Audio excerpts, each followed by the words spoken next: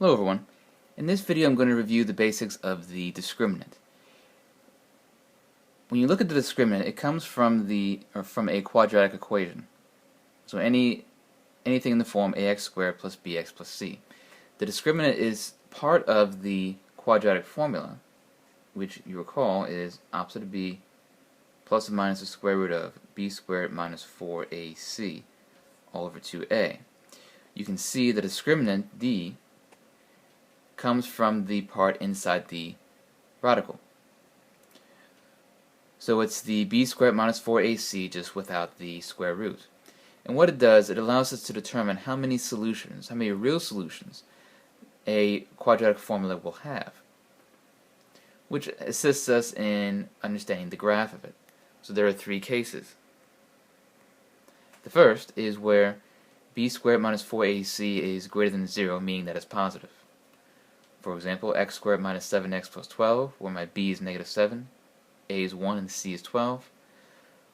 When I do b squared minus 4ac, I get 49 minus 48, or positive 1.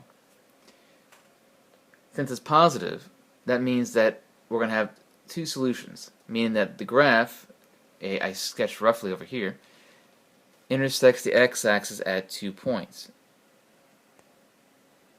Right here, and right here. That's what a positive discriminant tells us, just that the graph intersects it twice.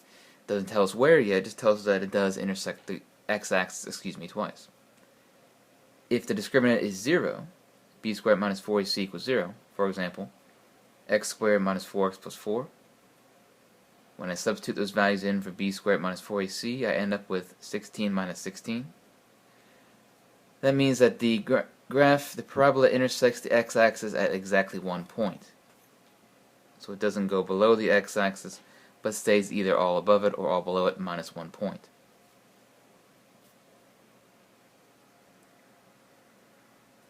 Finally, if the discriminant is negative or less than 0, so for example 3x squared plus 4x plus 2, when I do that I get 16 minus 24 for negative 8.